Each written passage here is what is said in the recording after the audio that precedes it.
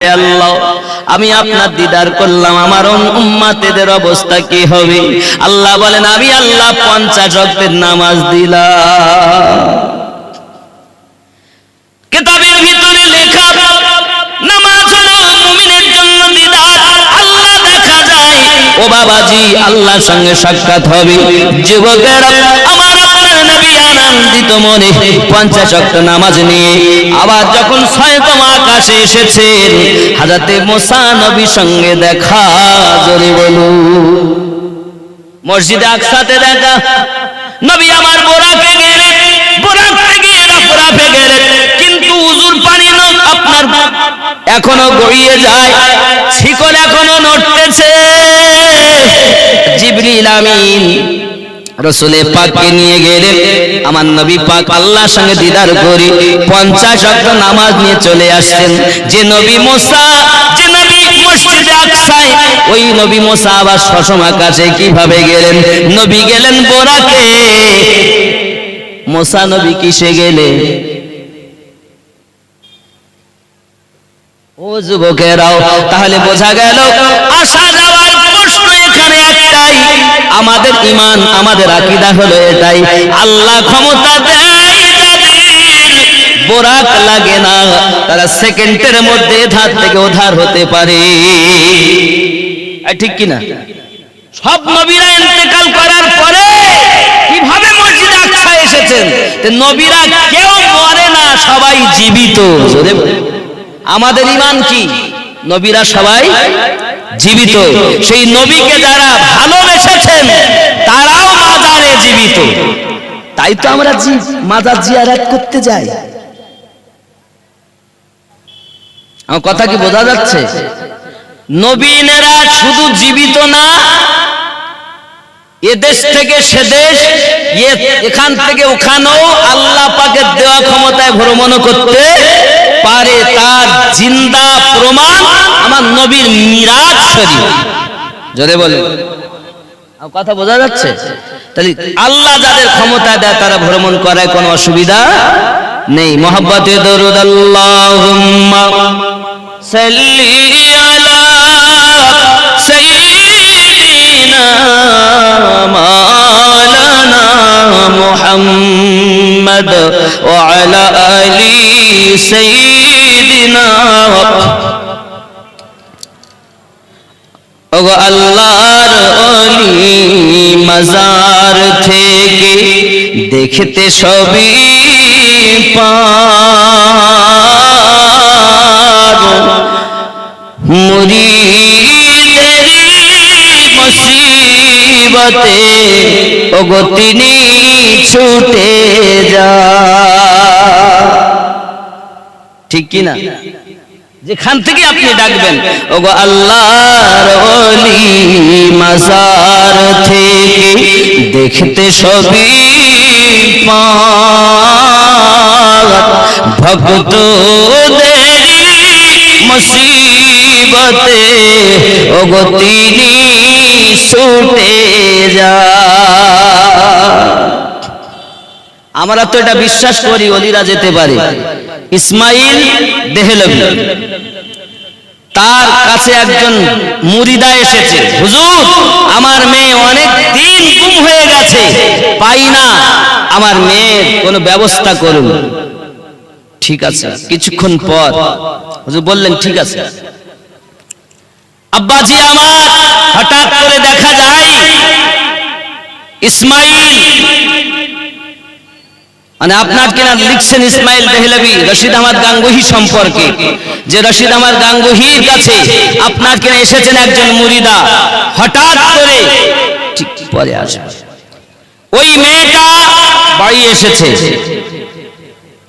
বাড়ি আসার পরে তার মা তার বাপটাকে জিজ্ঞাসা করছে, মা তুই কোথায় ছিলি? বলছে আমি ঘরে ছাদে উঠেছিলাম, আমাকে জিনে নিয়ে গিয়েছিল, হঠাৎ আমি জিনের দেশে চলে যাই, রাজা বাদশাদের কাছে যাই, অন্যরকম অন্য জগতে। সেখানে গিয়ে আমি একদিন গোসল করছি, আমাকে বলছেন তোর মা কাঁদছে, তোর বাপ কাঁদছে, চল বাড়ি চল। আমি বললাম হুজুর আপনি কে? বলছে আমি রশিদ আহমদ গাঙ্গুহি।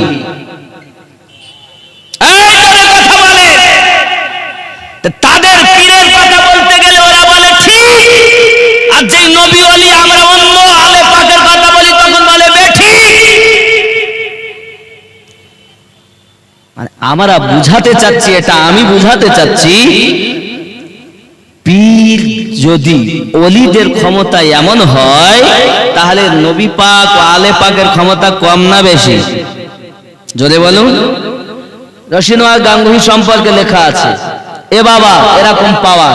তাহলে বোঝা যাচ্ছে আপনি বিশ্বাস করছেন ওনার হুজুর তখন কিভাবে গেলেন, এক ছিলেন দরবারে, কিভাবে গেলেন?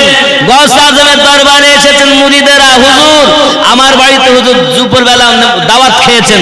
উনি বলেন আমার বাড়িতে হুজুর দাওয়াত খেয়েছেন, উনি বলেন আমার বাড়িতে হুজুর দাওয়াত খেয়েছেন।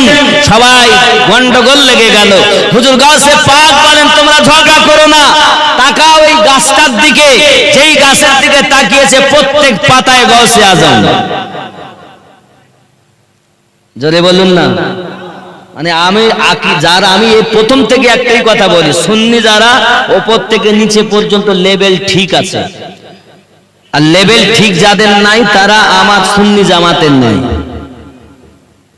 কথা বুঝুন ভালো করে।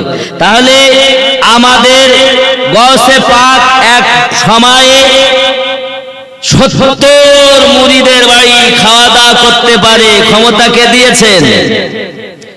গাউসে আজম বলেন আল্লাহ আমাকে এত পাওয়ার দিয়েছেন, আমি যদি বলি, আমি যদি রাখি, সব জায়গাতে আমি আল্লাহ পাকের দেওয়া পাওয়ারে পাওয়ার ই বাবাজি, যার জীবনটা এত সুন্দরভাবে চলেছে।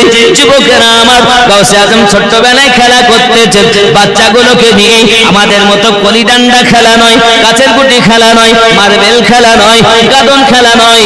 এ বাবাজি আমার এখনকার ছেলেরা আবার এসব খেলে না, শুধু মোবাইলে ফ্রি ফায়ার খেলে। কি খেলে? এখন লকডাউনের সময়, ফেরাউনের যুগে বাবা আমার পাঠশালায় বন্ধ ছিল, এমন একটা যুগ এলো এখন সব বন্ধ, মাদ্রাসা বন্ধ, স্কুল বন্ধ, কলেজ বন্ধ। আমি ভেবে পাই না ব্যাপারটা কি।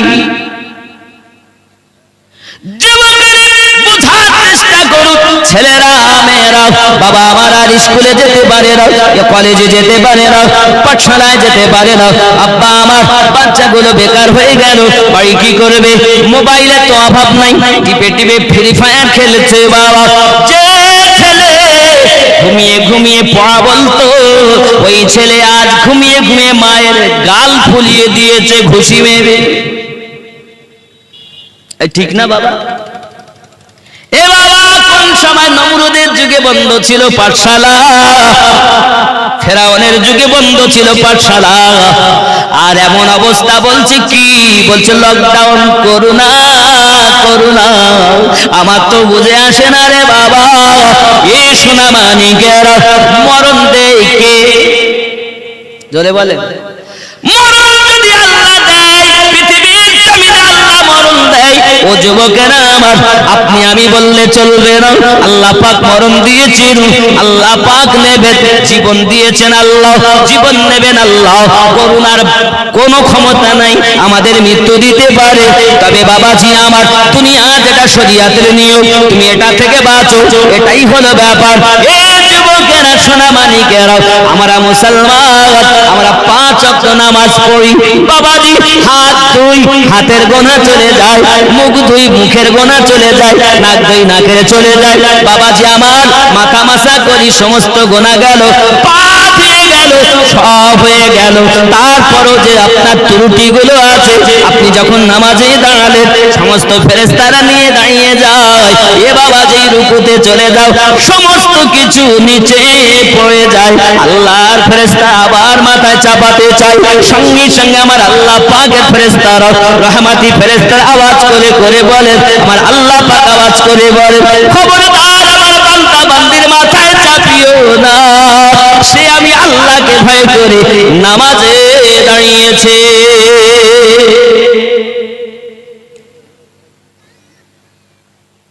আপনি দেখেন, যার করুণা হয়েছে, ভালো কোন নামাজি পরেশগার ব্যক্তির করুণা হয়েছে শুনেছেন?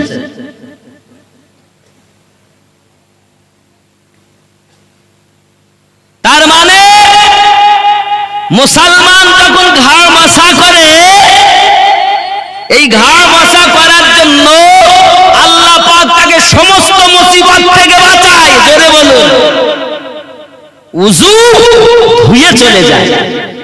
যাদের হয়েছে এরা মুসলমান হওয়ার পরে নামাজ পড়ে না ভালো করে, তাই কিছু কিছু নামধারী মুসলমানের করুণা। তবে আমি তো ভেবেই পাই না, যে ওষুধ তৈরি হয়নি, ঔষধ তৈরি হয়নি, কি আবার ভালো হয় কি? কথা বুঝলেন? ভালো হচ্ছে, বলছে করোনা হয়েছে, ধরে নিয়ে গেল, কদিন পর রেখে দিলে বলছে ভালো হয়ে গেছে। এই যে কি চলছে বাবা, আমি বুঝতে পারছি না কি খেলা চলছে দুনিয়ায়, পরে বোঝা যাবে ইনশাআল্লাহ। তবে এখন আমাদের সরকার যিনি আছেন, মায়েদের জন্য বলছি জেনে রাখা দরকার, মমতা ব্যানার্জি আমাদের মুখ্যমন্ত্রী সরকার, এখন তিনি আল্লাহ পাক হায়াত দারাজ করুক, কিন্তু এই পৃথিবীর জমিনে মহিলাদের এত স্বাধীন আর ঠিক নেই। সব কিছু দিয়েছে, এটা সেটা ওটা যা দেওয়া দরকার, কি ভাতা নেবেন সব দিচ্ছে, কিন্তু যে ওঠে একদিন সে পড়ে। ঠিক না বাবা? ও তো ওঠন পড়ন থাকবে। দুনিয়ার নীতি, রাজনীতি। অনেকে সাধারণ মানুষে বলে মৌলবীরা রাজনীতি করবে কেন? আমি বলি বাবা, রাজনীতি সব থেকে ভালো বাড়িকে রাজঘর বলে না, রাজপ্রাসাদ। কত সুন্দর রাজপ্রাসাদ। সব থেকে ভালো পথ রাজপথ, সব থেকে ভালো খাবার রাজসিক খাবার, সব থেকে ভালো টোপ রাজটোপ, সব থেকে ভালো সিংহাসন রাজসিক সিংহাসন, সব থেকে ভালো নীতি রাজনীতি। তুমি তো রাজনীতির নামে করতে তো দুর্নীতি, চোর ডাকাত, নাম দিয়েছে রাজনীতি, আর করতেছে নমরুদ আর ফেরাউনের নীতি। আমি আমিনউদ্দিন মুক্ত কণ্ঠে মেসেজ দিতে চাই পৃথিবীকে, রাজনীতি তাকে বলে কোরআনের নীতি যেটা, রাজনীতি তাকে বলে হাদিসের নীতি যেটা, কোরআন ও হাদিস ইজমা কিয়াসের নীতি রাজনীতি। জোরে কর। কোন ধর্ম আমাদেরকে শিক্ষা দেয়নি পৃথিবীর জমিনে যে মদ খাও। কোন ধর্ম বলেছে মদ খাওয়ার কথা? কিন্তু খাচ্ছে। অন্য দলের অন্য সমাজের মানুষ তো খায়, আমার মুসলমানরা খায়, আবার তারা গল্প কর ইয়া মৌলবি হইল। এরাই আবার বলে এরা মৌলবি হলো। মদ খাও কেন? সুদ খাও কেন? সুদ তো ঘরে ঘরে হয়ে গেছে। কোন ধর্ম বলেনি সুদ খাওয়ার কথা, খাচ্ছে। এই খাচ্ছে না?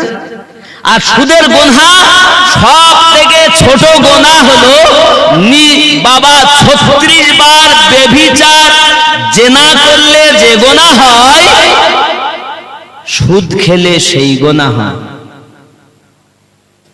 এত বড় জঘন্য কাজ আপনি আমি করতে পারি? মুসলমান আল্লাহ ভুলে গেছে, মুসলমান নবী ভুলে গেছে, মুসলমান ওলি আল্লাহদের ভুলে গেছে।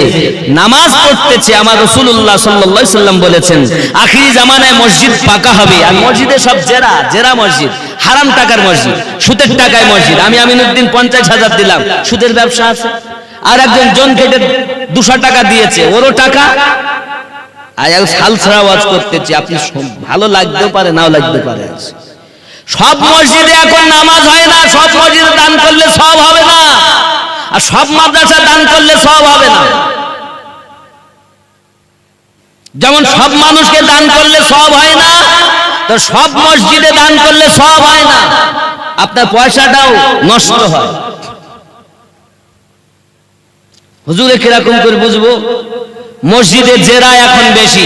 এখন আমি সুদের ব্যবসা করি, 50,000 দিয়েছি, হারামের ব্যবসা আমার আমি দিয়েছি, আপনি জন মজুরি খেটে বেড়ান, আপনাকে বলেছে ভাই টাকা দেন, আপনি 200 নয় 250 নয় 500 দিলেন, আমার 50,000 আপনার 500 একসঙ্গে লেগেছে, পুরো টাকাটাই বরবাদ হয়েছে। মসজিদে জেরা, সব মসজিদে নামাজ হয় না, খালি 2 তলা 5 তলা বিল্ডিং দেখলে হবে না, আগে দেখতে হবে কি অবস্থা। ভালো করে বুঝবেন।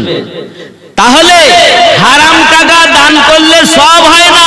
ও ব্যক্তি নাম কেনার জন্য 50,000 আমিনুদ্দিন দিয়ে নাম কিনেছে, আর আমি এমন ভাবে দোয়া করলাম, আল্লাহ ওরে জান্নাতে দাও, 50,000 দিয়েছে। এই ভালো করে বুঝবেন। আর যে 250 বা 500 দিয়েছে ওর জন্য তত নাই। আল্লাহ কবুল করে, আল্লাহর মনের বাসনা পূর্ণ করো। আর যে 50,000 দিয়েছে, নারাই তাকবীর, নারাই রিসালাত, ওর গোষ্ঠী জান্নাতে যাক, ওর বংশগান জান্নাতে যাক, সন্তান জান্নাতে যাক, সেখানে যাক। কেন বলেন তো? না বললি তো টাকা দেবে না।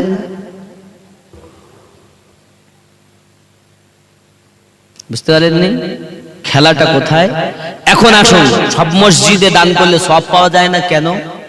ওগো আমার জওয়ান যুবক সোনা মানিকের, আমার নবী আপনার নবী সাল্লাল্লাহু আলাইহি ওয়াসাল্লাম মসজিদে নামাজ পড়তে গেছেন, হঠাৎ মাথার উপরে একটা পাথর রেখে দিয়েছেন। আমার নবী যখন সেজদায় যাবে, ওই পাথরটা নবী পাকের উপরে ফেলা হবে। নবী নিচে গর্ত করা আছে, উপরে একটা আপনার কিনা কাঠ দিয়েছে, আপনার কিনা উপরে দিয়েছে। নবী পাক আপনার ওখানে দাঁড়িয়ে নামাজ পড়াচ্ছেন। বাবা আমার আপনার নবীকে আল্লাহ পাক জানান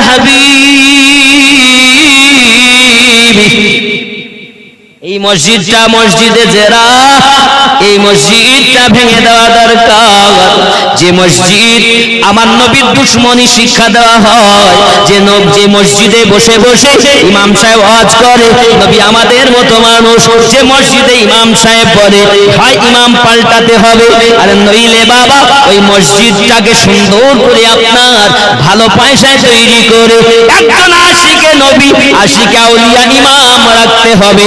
যে ইমাম বলে এই মসজিদ আপনার নবী আমাদের মতো মানুষ।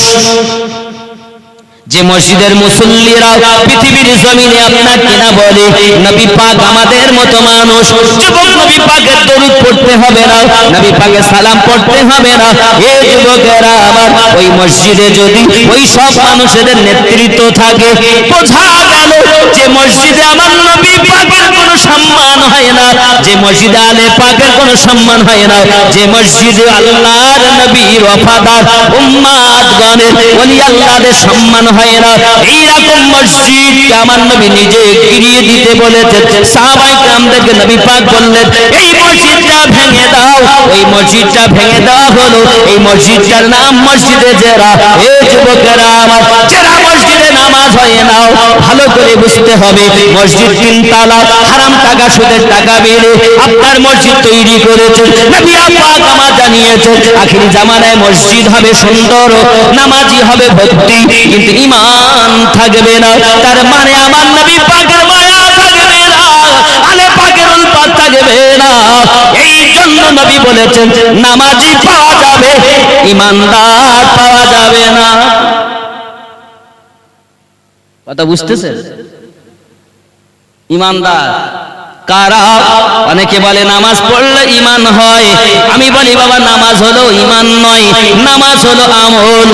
ঈমান হলো বিশ্বাসের নাম, আল্লাহর প্রতি বিশ্বাস, নবী পাকের প্রতি বিশ্বাস, আলে পাকের প্রতি বিশ্বাস, বাবা সাহাবায়ে কেরামের প্রতি বিশ্বাস, আউলিয়া কেরামের প্রতি বিশ্বাস, কোরআনের প্রতি বিশ্বাস, ফেরেশতার প্রতি বিশ্বাস, মরণের প্রতি বিশ্বাস, মরণের পর আবার পুনরুত্থিত হব তার প্রতি বিশ্বাস, হাসর নাসর হবে তার প্রতি বিশ্বাস, নবী পাকের শাফায়াত পেয়ে জান্নাতে যাব, এর নাম ঈমান বিশ্বাস। ঠিক কি না? আল্লাহ যদি হিসাব নেন, আচ্ছা আমরা দিতে পারি? আমার নবী চলে যাচ্ছেন, কবরে আযাব হচ্ছে কিসে? তো বলছে পেশাবের ছিটা থেকে বাঁচেনি। পেশাবের ছিটা থেকে না বাঁচলে যদি কবরে আযাব হয়, নামাজে ত্রুটি ছিল না, রসুলের ভালোবাসায় ত্রুটি ছিল না, সব ভালো ছিল, ত্রুটি হলো শুধু পেশাবের ছিটা থেকে বাঁচেনি। এ বাবা, তাহলে পেশাবের ছিটা থেকে না বাঁচলে যদি এই হয়, তাহলে আর কি গো? আল্লাহ যদি হিসাব নেন, আমরা হিসাব দেওয়ার আমাদের যোগ্যতা নেই। হাসরের মাঠে শুধু আমার নবীর শাফায়াতটুকু পাওয়ার জন্য আমি আপনাদের কাছে মেসেজ দিতে চাই, বিবি বাচ্চা, মা বাপ, বন্ধু বান্ধব, দুনিয়ার রাসূলুল্লাহকে মহব্বত করুন। যে ওয়াক্তের নামাজ পারেন পড়েন, সত্য কথা বলেন, সুদ খাবেন না, মদ খাবেন না, গাঁজা খাবেন না, আল ঠেলবেন না, সত্য কথা বলুন, হালাল রুজি খান, নামাজ পড়ুন। 5 ওয়াক্ত আপনি পারলেন না, 2 ওয়াক্ত জামাতে হলো, 1 ওয়াক্ত জামাতে হলো, বাদ বাকিগুলো আপনি কর্ম সেরে এসে নামাজ পড়ুন। আল্লাহর কাছে এশার নামাজের পর দোয়া চান, আল্লাহ আমি কর্মজীবী মানুষ, সন্তানের দিকে তাকিয়ে কর্মের জন্য আমি নামাজ পড়তে পারিনি, আল্লাহ মাফ করে দাও, আল্লাহ আমার কাজা হয়ে গেছে। আমার নবী বলেন, উম্মত কাঁদিস না, এই জন্য তো হাসরের মাঠে আমি বলবো আনালাহা আনালাহা, সব নবী ফিরিয়ে দেবেন আর আমি নবী তোদের জন্য দাঁড়িয়ে থাকব। আর আপনি সেই নবী কি ভুলছেন? সে নবী আমাদের মতো। ওগো আমার জওয়ান যুবক সোনামানিকেরা, আমি বুঝাতে চাই না, আমাদের নবী সাল্লাল্লাহু আলাইহি ওয়াসাল্লামকে আল্লাহ পাক পাওয়ার দিয়েছে। ও যুবকেরা, বলি আল্লাহকে পাওয়ার দিয়েছে। যদি বলেন হুজুর আপনি পাওয়ার ক্ষমতা বলছেন, কোরআন শরীফে কোথায় আছে?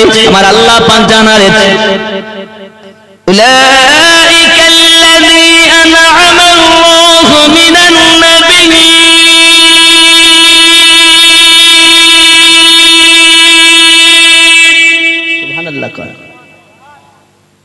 والصديقين والشهداء والصالحين। সুবহান আল্লাহ। আল্লাহ বলেন আমি আমার প্রাইজ দিয়েছি 4 জায়গায়, নবীদের প্রতি, সিদ্দিকিনদের প্রতি, শহীদদের প্রতি আর সালেহিনদের প্রতি। নবী যত নবী তাদের মধ্যে শ্রেষ্ঠ নবী আমাদের নবী। সিদ্দিকীন সত্যবাদীদের মধ্যে সবথেকে বড় সত্যবাদী আবু বকর সিদ্দিক। জোরে বলে, অনেক সত্যবাদী আছে, তার মধ্যে পাওয়ার এনার বাবা শহদায়ে আজম অনেকেই শহীদ হয়েছেন। সবথেকে বড় শহীদ ইমাম হুসাইনে পাক, তাদের প্রতি প্রাইজ।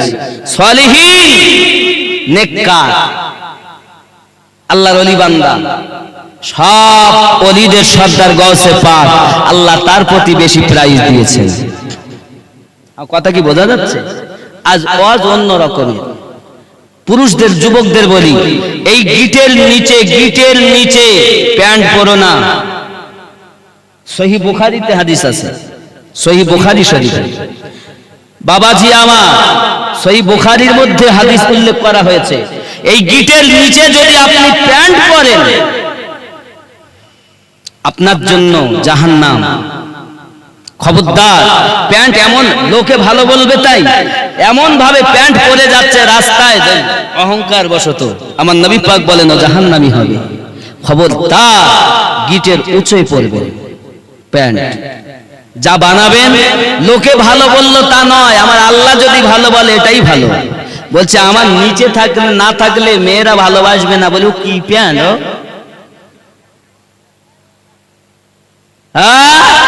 তুমি যদি লোকের মেয়েকে নিজের বানানোর জন্য করো তো যাও, নবী পাবে না। আর নবীকে যদি নিজের বানাতে চাও তো আমার নবী পাকের কথাগুলো মেনে নাও। প্যান্ট জিন্সের বলেন আর এমনি প্যান্ট বলেন, গিটের নিচে পরা হারাম, হারাম কখনোই জায়েজ নয়। ঠিক কি না বলেন? যুবকেরা, যদি পাজামা তাও পরে নেবেন, লুঙ্গি। অনেক নতুন জামাই আছে, বাড়ি আসে বিয়ে করে, বাবা বিয়ে করে বাড়ির থেকে যখন যাচ্ছে নতুন লুঙ্গি পরে যাচ্ছে। কাদের জামাই গো? আমিনুদ্দিনের জামাই যাচ্ছে, আমিনুদ্দিনের জামাই। বাহ, এই নতুন লুঙ্গি তো একেবারে রাস্তা ধুলো সব বাড়িয়ে নিয়ে তুলেছে আমার জামাই। লোকও বলতে দেবো নতুন জামাই না, হ্যাঁ তো লজ্জা লাগে না? নবী পাক বলেছেন গিটের ওচয় পড়তে হবে। আর তুমি নমরুদ আর ফেরাউনের মতো করে নিচে রাস্তার ধুলো ঘষটাচ্ছ।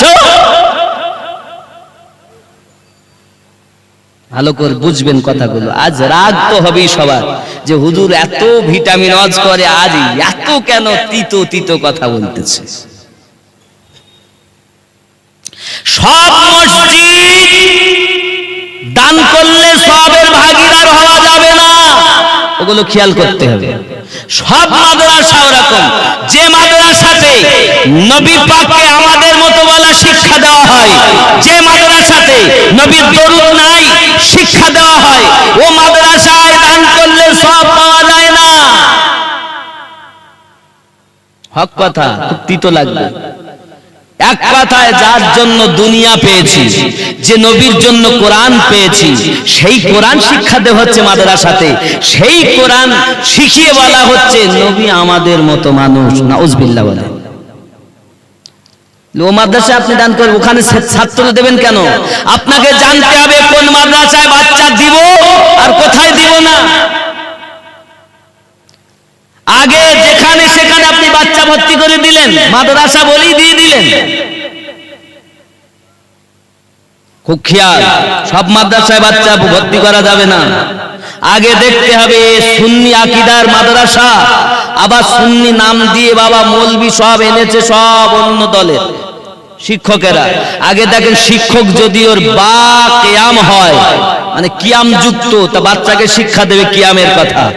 শিক্ষক যদি হয় দরুদ পড়া, তা শিক্ষা দেবে দরুদ পড়া।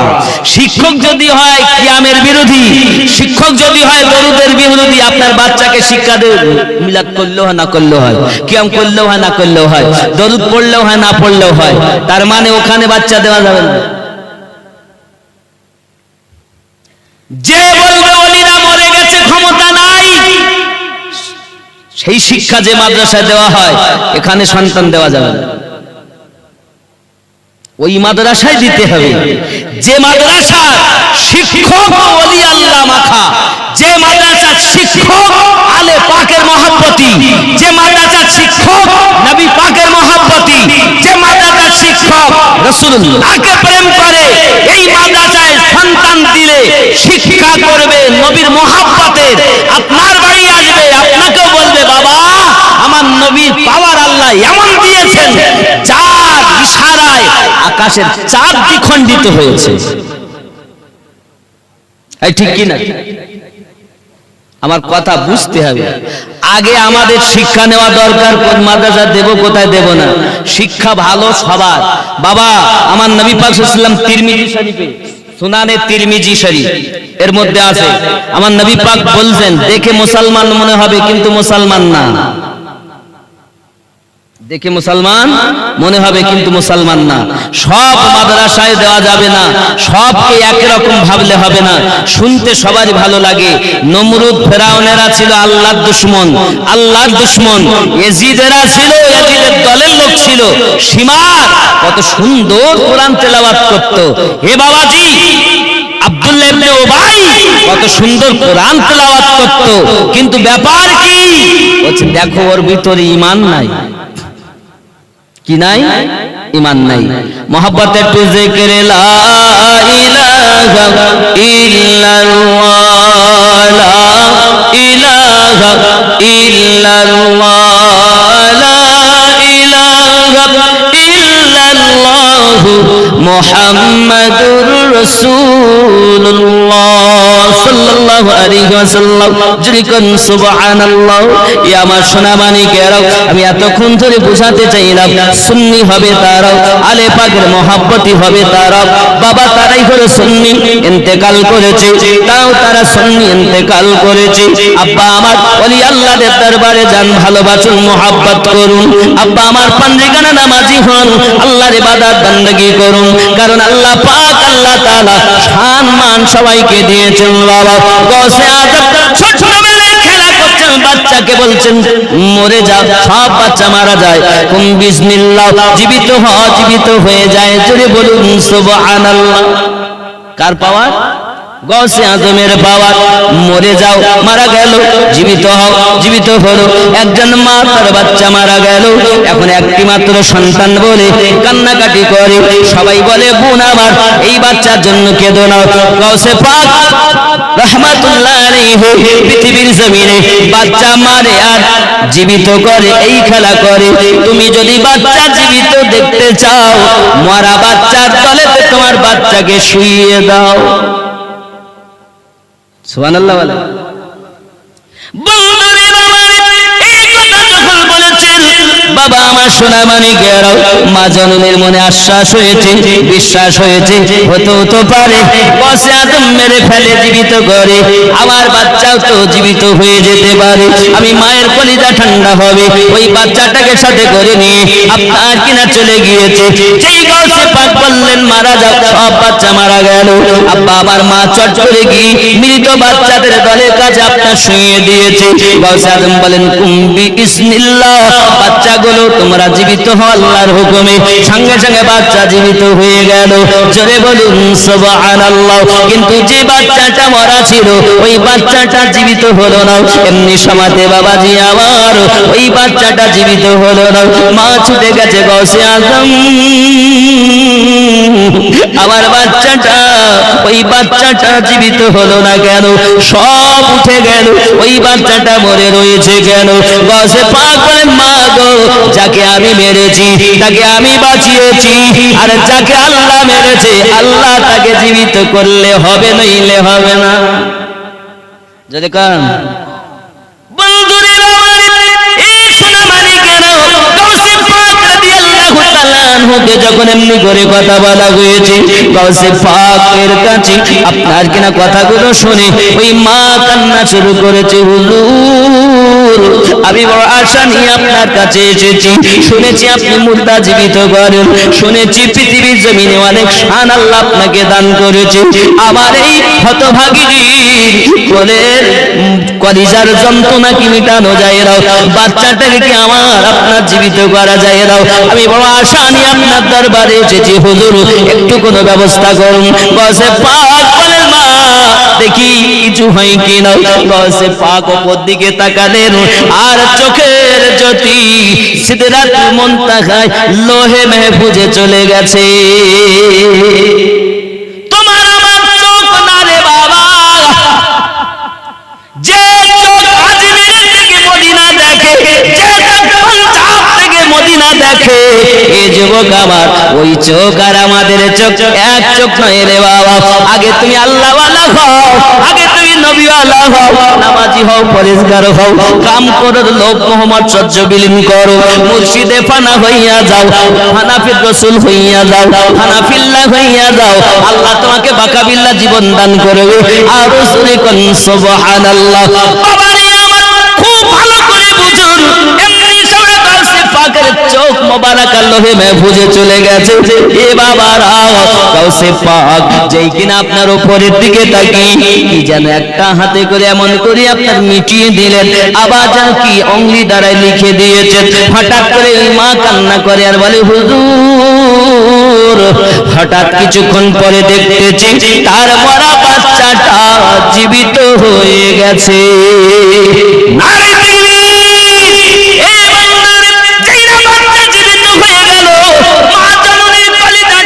হয়ে গেল, বাচ্চাটাকে জলদি করে খুলে দিয়েছে। আর গাউসে আজমকে বলছেন হুজুর, আমার বড় জানতে ইচ্ছা হয়, কলিজাটা আমার ঠান্ডা হলো, তবে আপনি ওপর দিকে তাকায়া কি যেন লিখলেন, কি যেন মুছে দিলেন, আমি তো বুঝতে পারলাম না, একটু কি দয়া করে জানতে পারি? গাউসে পাক বলেন মা জননী গো, আমি যখন ওপর দিকে তাকাই আল্লাহর দয়ায় আমি লোহে মাহফুজটা আমি নজরে দেখি, এখন মৃত বাচ্চাদের দলভুক্ত আপনার সন্তানের নামটা ছিল। আমি আবার আল্লাহকে বলি, আল্লাহ গো, তোমার এই বান্দি আজ আমার কাছে এমনি করে কান্না শুরু করে দিয়েছে, আয় আল্লাহ এখন উপায় কি? গাউসে পাক বলেন আমি আল্লাহ পাকের দয়াতে ওই মৃত লিস্টি থেকে তোমার সন্তানের নামটা মুছে দিয়ে আল্লাহর দয়াতে তোমার বাচ্চাটাকে জীবিত করেছি। গাউস আজম তাকে বলে যে তাকদীর বদলিয়ে দিতে পারে, পারে না? এই একজন গুলি করবে, গুলি আমাদের জানি যে আল্লাহর হুকুম নালে গুলি চলবে না। এর নজির দেখেন বাবা আমার, সেজি বাবু গুলি চালালো, গুলি লাগলই, যদি বলেন সুবহানাল্লাহ, আছে না নাই? আল্লাহর ওলিরা ভাগ্য বদলে দিতে পারে না। আব্বাজি আমার সোনা মানিকেরা, খুব ভালো করে বুঝতে হবে, তবে ওলি আল্লাহদের ক্ষমতা সীমিত ক্ষমতা, আল্লাহ পাকের ক্ষমতা অসীম ক্ষমতা। আল্লাহ নিজেই বলেন আমি ওলি আল্লাহদের প্রতি ক্ষমতা দিয়েছি। এই যুবকেরা, সোনা মানিকেরা, গাউসে পাক রাদিয়াল্লাহু তাআলা নূর কাছে বাবা আমার মহিলা কান্না করে পানি সেকতেছে কিসের জন্য পানি সেকতেছে বলে এই জন্য পানি সেকতেছে আমার ছেলে বিবাহ করতে গেল বরযাত্রী সংসবার ফিরে এলো না গসে পাক আল্লাহর কাছে ফরিয়াদ করেন আল্লাহ মৃত সন্তান বৌমা বরযাত্রী জীবিত করে দেন আমার আল্লাহ বলেন আব্দুল কাদের বহুদিন আগে দুনিয়া থেকে বিদায় নিয়েছে আজ আমি আল্লাহ তোমার দোয়া কবুল করে নিলাম মৃত বরযাত্রী বৌমা সন্তান তুলে দিলাম ওলি আল্লাহদের কাছে ভাগ্য বদলে যায় সুবহানাল্লাহ বলো যদি নাই বদলাবে তো যাব কেন আরে বাবা এমএলএ এমপির কাছে গেলে বলতে এক খোসা দিয়ে দিলে তাহলে যা তো চাকরি হয়ে গেল তা ভাগ্য বদলে গেল চাষ করি খেতো এক খোঁচা দিয়ে দিলে তাহলে চাকরি তাহলে এমএলএ এমপি সরকার পারে আর যারা আমার নবীর ওয়াফাদার ওলি আল্লাহ তারা পারে না কে বলেছে ওলি আল্লাহরাও পারে জোরে বলুন এই কথা বোঝা যাচ্ছে না ভালো করে বুঝবেন তাহলে আমাদের বিশ্বাস ওলি আল্লাহরাও আল্লাহর দেওয়া ক্ষমতায় দিতে পারে আরো জোরে বলুন আব্বাজি আমার সোনা মানিকের শুধু কি তাই নাকি বাবা ওরে আমার বাবা গৌসে আজম রাদিয়াল্লাহু তাআলা আপনার কিনা মুরগির মোরগ খেয়েছেন হাড্ডিতে হাত দিয়েছেন মোরগ তৈরি হয়ে গেছে জোরে কোন সুবহানাল্লাহ এমন কোন মাস এমন কোন বছর নাই পৃথিবীর জমিনে যে গৌসে আজমের কাছে ধর্ণা না দিয়ে দুনিয়ায় আছে কারণ দুনিয়া চলবে বেলায়েতের দ্বারা নবুয়ত খতম হয়েছে আজ ওলি আল্লাহদের দ্বারা দুনিয়া চলবে আরো জোরে কোন সুবহানাল্লাহ এগা আমার সোনা মানিকের গৌসে আজম পৃথিবীর জমিনে আল্লাহর শ্রেষ্ঠতম আউলিয়া ছিলেন ও বাবারা আবার বাচ্চা জীবিত হয়ে মায়ের কলিজা ঠান্ডা হয়ে গেল গৌস তাকে বলা হয় যে মৃত জীবিত করতে পারে গৌসে আজম পৃথিবীর শ্রেষ্ঠতম আউলিয়া একজন স্বর্ণকার ব্যক্তি বাবা আমার ধনী মানুষ গৌসে আজমের অবস্থা দেখে একদলা সোনা দিয়ে চলে যায় হুজুর এই সোনাটা আপনি নিয়ে একটু মার্কেট থেকে জামা কাপড় কিনে সুন্দর করে পোশাক বানাবেন তালি লাগানো পোশাক ভালো লাগে না হুজুর এই জন্য ভালো পোশাক পরার জন্য দিয়ে গেলাম গৌসে আজম বলেন তাকে রেখে দাও তাকে সোনার দোলাটা রাখা হলো 3 মাস পরে ফিরে এসেছে তাকে কেমন পোশাক কেমন আছে হঠাৎ করে যে বলতেছেন হুজুর আপনার যা ছিল তাই বাবা তুমি সোনার দোলা দিলে না বাবা ও সে তাকে সেইভাবে দিয়েছে বাবা সোনার দিকে তাকানোর খেয়াল কখন করব বলো বাবা আমি ব্যস্ত আছি আমার কাজে তখন মনে মনে বলতে ফকির আমার সোনার কি বোঝে ও বোঝে না এই মনে মনে চিন্তা ভাবনা হয়েছে আমি নামাজ পড়তে যাচ্ছি আমাকে শয়তান বলতে আজান হয়েছে আমি নামাজ পড়তে শয়তান বলতে পরে স্কুল পরে যাস কেন এই এখন ওদিকে যেতে তোর মাঠে কফিতে স্বাদ দেওয়া হয়নি ওই আলুতে পানি দেওয়া হয়নি ওদিক যাস নি তা শয়তান আপনার ভিতরে ঢুকে ধোকা দেয় তাহলে আমার শয়তান তো আল্লাহর দুশমন মুসলমানের দুশমন নবীওয়ালাদের দুশমন মানুষের দুশমন সে শয়তান যদি আপনার নাফসে গিয়ে ধোকা দিতে পারে তো যারা নবীকে ভালোবেসেছে আল্লাহর ইবাদত করেছে ওদের সম্মুখে গেলে আপনার মনের নিয়ত বুঝতে পারে এই যে ঠিক কিনা বলে পারে না যদি বলেন হুজুর কিরকম কথা আছে বাবা মনের নিয়ত বোঝা যায় দেখেন বসিরহাট হুজুর বাংলাদেশে ওয়াজ করতে গেছেন এক জায়গায় খুব সংক্ষিপ্ত বাবা প্রত্যেকটা জিনিস আমি উপমা দিয়ে বোঝানোর চেষ্টা করছি কিন্তু আজকের ওয়াজ হয়তো অন্য দিনের মতো ভালো নাও লাগতে পারে কিন্তু যাদের লাগার তাদের লাগবে সব সময় একরকম করলে হবে না বুঝতে হবে জিনিসগুলো এখন একজন হুজুরের কাছে এসেছেন ছোট হুজুর আমার ঘর চুরি হয়ে গেছে টাকা পয়সা হুজুর আমি খুব অসহায় গরিব মানুষ হুজুর বলছেন ওয়াজ করছেন আর এই দাঁড়া আমি যেমন ওয়াজ করছি এই যে টাকা নিয়েছো টাকা দিয়ে এসো তার মানে কি হুজুর বুঝতে পারছেন ও চুরি করে এসে বসে আছে তা জোরে বলে হে বাবা তাহলে পীর বুঝতে পারছে কিভাবে চুরি করে এসে বসে আছে মদ খেয়ে এসে বসে আছে পরের মেয়ের হাত ধরে এসে আমার মেহফিলে বসে আছে আল্লাহর ওলিরা বুঝতে পারেন ক্ষমতা আছে তাহলে ওই মেহফিলে যে চোরও বসে আছে এ হুজুর জানেন, তাই এই যে টাকা নিয়ে যাও, টাকা ফিরিয়ে দাও একবার বলেছেন, বেশ কিছুক্ষণ আবার ওয়াজ চলছে, তাও কেউ বললেন না, কেউ উঠলো না। দ্বিতীয় টাকা যে নিয়েছো ও আমার কাছে কান্না করে দিয়ে এসো। প্রথমে একটু নরমে, তারপর একটু গরমে, তাও মানে যে চোর সেই বুঝতে পারছে যে নাম ধরে বলছে অমুকের টাকা অমুকের বাড়িতে নিয়েছে। বেশ আবার কিছুক্ষণ উনি ওয়াজ নসিহত করলেন। তৃতীয়বারের বার উনি জালালিতে এলেন, কানে শোনা যায় না, জলদি করে টাকা দাও। ছটফট ছটফট করে উঠেছে স্টেজে, হুজুর আমাকে মাফ করেন, হুজুর হুজুর আমাকে ক্ষমা করেন, এক্ষুনি দিচ্ছি। সুবহানাল্লাহ বলেন। তাহলে এই যদি ওলিদের পাওয়ার হয়, তো যারা উচ্চ শ্রেণীর আউলিয়া তাদের কেমন পাওয়ার হবে, এগুলো বুঝতে হবে। অনেকে যেই আমি সম্মানের কথা বলি সেই বলতে ও বেরিয়ে ওর কথা বাদ দে। তা পীরের কারামাত বলতে গেলে তুমি বলো, তখন বুক ঠুকে বলো। আলে পাকের পাওয়ারের কথা বলতে গেলে তোমার গা জ্বালা করে কেন? তার মানে তোমার মনে হিংসা। আর যদিও হিংসা না থাকে তাহলে তুমি যেখানে শিক্ষা করেছো সেই শিক্ষক তোমার আব্দুল ওয়াহাব নাজদির দালাল, যার কারণে তোমার শিক্ষাটা ওই রকম।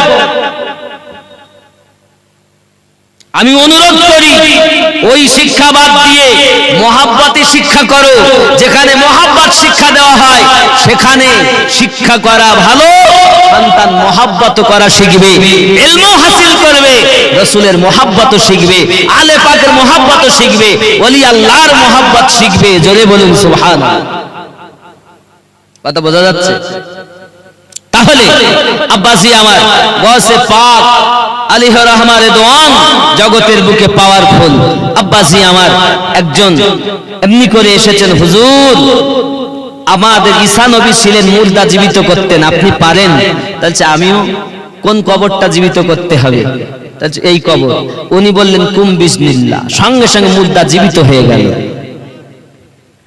আব্বা এখন গৌসে আজম বলছেন, বাবা রে তুমি তো আমার জামা দেখে এমন করছো, চলো বাইরে চলো, বিসমিল্লাহ বলো, বিসমিল্লাহির রহমানির রহিম, চোখ বন্ধ করো, আল্লাহ আল্লাহ করো, তিনবার আল্লাহ বলো, তিনবার আল্লাহ বলেছেন।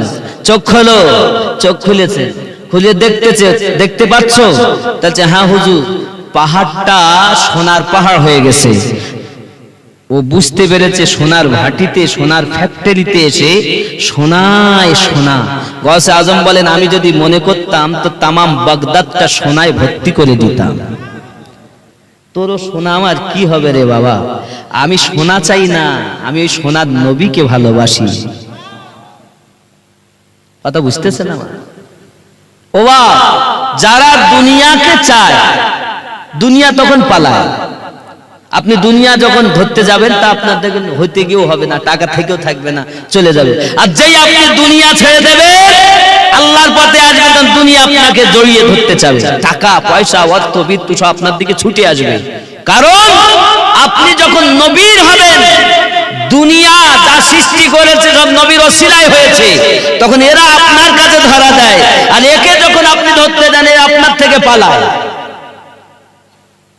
বুঝতে হবে। তার মানে যাকে ধরলে এহ জগতের লাভ, পর জগতে লাভ, সেই ভালোবাসা দরকার। দৌলত আর মহাব্বত দুটো এক জায়গায় থাকে না। যেখানে দৌলত আছে মহাব্বত কম আছে, কিন্তু যেখানে মহাব্বত আছে সেখানে দৌলত দুনিয়ার নাই, কিন্তু আখিরাতের জান্নাতি দৌলত তার আছে। এই জোরে বলুন না, আরো জোরে বলুন। বাবা আমার কথা বোঝার চেষ্টা করুন। আল্লাহ আমাদের সকলকে যেন বুঝ শক্তি দান করে। জোরে বলুন আল্লাহুম্মা আমিন। ওগো আমার জওয়ান যুবক শোনা, আমার এই গাউসে পাক রাদিয়াল্লাহু তাআলা আনহুর পাওয়ার আমার আল্লাহ দান করেছে। যুবকেরা আমার ভালো করে বুঝুন, আব্দুল কাদের জিলানী গিলানী রাদিয়াল্লাহু তাআলা আনহুর দরবারে বাবাজি আমার একজন মাইনুদ্দিন চিশতি আজমিরি হুজুরের দরবারের মুরিদ বলে, আমি গাউসে আজমের অনেক কারাবাত শুনেছি, মুর্দা জীবিত করা, ডিম তাবাদ আপনার রান্না হচ্ছে, ডিম থেকে জীবিত মুরগি হয়ে ছটফট করে চলে যায়, এমন কারামাত শুনেছি। বাবা পাককে পর্যন্ত গাউসে আজমের কুত্তা শেষ করে দিয়েছে, পাক কোনো ক্ষতি করতে পারেনি। অনেক কারামাত শুনেছি। ও গো মাইনুদ্দিন চিশতি আজমিরি হুজুরের দরবারে আমি পড়ে পড়ে থাকি, আমি একটু গাউসে আজমের দরবারে যেতে চাই। হুজুর আমার টাকা নাই, পয়সা নাই, আপনি দয়া করে আমাকে বাগদাদে পৌঁছিয়ে দেন। হুজুর আপনার বললেন আল্লাহ আল্লাহ করো, 7 বার 1 2 3 4 করে গোনা হলো। সঙ্গে সঙ্গে বলে বাবা চোখ খোলো, দেখে বাগদাদ চলে এসেছে। একদিন নয়, 2 দিন নয়, 3 মাস ওখানে অপেক্ষা করলেন। কারামাত দেখবেন, গাউসে আজমের কারামাত দেখবেন। 3 মাসের মধ্যে কোনো তার কারামাত দেখা গেল না। মনের ভিতরে দুঃখ হলো। সঙ্গে সঙ্গে উনি বলছেন হুজুর আমি আর থাকবো না, আমি আবার আজমিরে চলে যাব। ও আশা নিয়ে এসেছিলাম কারামাত দেখবো বলে, একটি কারামাত দেখতে পেলাম না। মুর্দা জীবিত করা দেখলাম না, ওয়াজ্জাত্রী তোলা দেখলাম না, মুরগি খেয়ে মুরগি বানানো দেখলাম না, কিছুই দেখলাম না। এজন্য আমি চলে যাব। হুজুর গাউসে পাক বলেন বাবা তুমি কি সব সময় আমার খেয়াল রেখেছো? হুজুর আপনি সব সময় যখন থাকতেন, সব সময় আমি আপনার ডিউটিতে ছিলাম, কারণ আমি ঘুম হারাম করেছি। একটি কারামাত জীবনে দেখব, একটি কারামাত জীবনে দেখব। গাউসে আজম বলেন বাবা রে, এই 3 মাসের মধ্যে তুমি কি আমাকে কখনো শরিয়াতের খেলাফ কাজ করতে দেখেছো? জি হুজুর না, আমি আপনাকে খাওয়াতে শরিয়াত মোতাবেক পেয়েছি, নামাজে ওঠাতে বসাতে চলাতে ফেরাতে সব আমি শরিয়াত মোতাবেক পেয়েছি। হুজুর আমি একটি কারামাত দেখতে পেলাম না বলে দুঃখ করে চলে যাই। গাউসে আজম বলেন বাবা আকাশ দিয়ে উড়ে যাওয়াকে ওলি বলে না, আগুন দিয়ে হেঁটে যাওয়াকে পীর বলে না রে বাবা। সব থেকে বড় ওলি হলো, সব থেকে বড় কারামাত হলো শরিয়াতের পাবন্দি করা। এই শরিয়াতের পাবন্দি যে করেছে, এই সব থেকে বড় কারামাত দেখেছে। হুজুর আমি বাগদাদে যাব, ঠিক আছে চলো, চোখ বন্ধ করো, 1 2 3। বাবা আমার চোখ বন্ধ করেছে, সঙ্গে সঙ্গে চলে এসেছে আজমির শরীফ। জোরে বলুন নারী তাকবীর, আরো জোরে নারী তাকবীর, নারী তাকবীর, নারী রিসালাত, নারী রিসালাত। না আমি তো বলি সে তো তাই দেয়। আমি তো ভাইকে চিনি, ভাইকে চিয়ার দেশে আমার ভাই রেজাউল করিম সাহেব। নারী তাকবীর, এরকম কেন আওয়াজ? জোরে বলে নারী তাকবীর। এরকম আওয়াজ কেন? আমি তো এর আগেই দিঘির পাড়ে ছিলাম না, তা আপনারা তো এই মিডিয়ারা সবাই ছিল, আপনাদের শ্রোতাদের মধ্যে অনেকে ছিলেন বাবা, কিন্তু ওখানে আওয়াজ ছিল একরকম আর এখানে বুঝতে পারলাম না।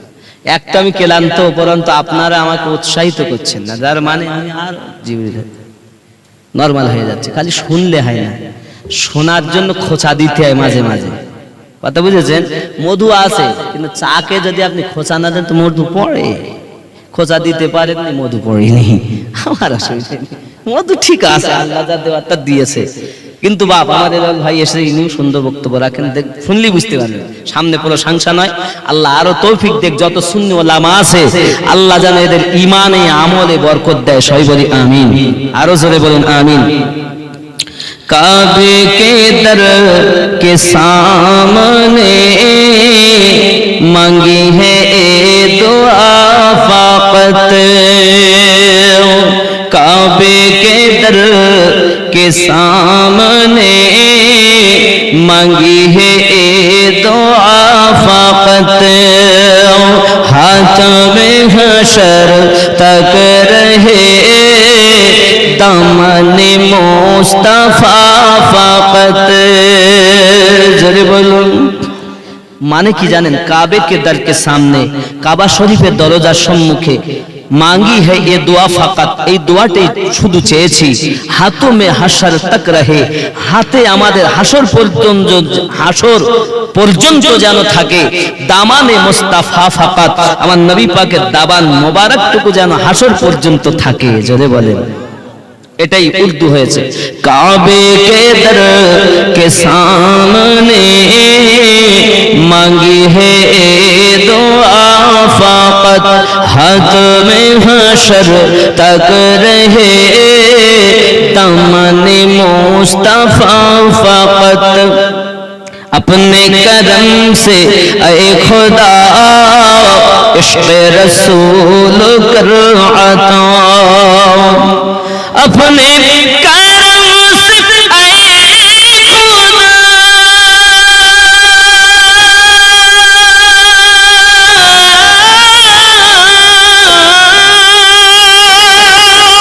इश्क़ रसूल कर अता। आखिरी दम ज़ुबान पे हो सल्ली अला सदा फ़क़त, काबे की दर के सामने मांगी है दुआ फ़क़त। ज़रे बोलो। मुनकर नकीर कब्र में हमसे सवाल जब पूछे, मुनकर नकीर कब्र में हमसे सवाल जब करे, मुनकर नकीर कब्र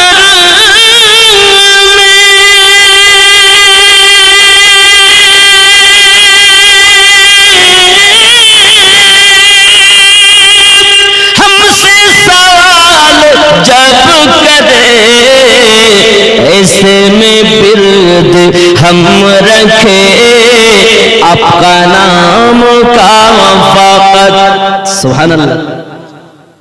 मुनकर नकीर कबरे আমায় যখন জিজ্ঞাসা করবে, मुनकर नकीर कब्र में हमसे सवाल जब करे, আমাকে যখন সওয়াল করবে, ऐसे में बिरद हम रखे आपका नाम का फकत, এই অবস্থায় যেন আমার মুখে জারি থাকে আপনার নামে মোবারক।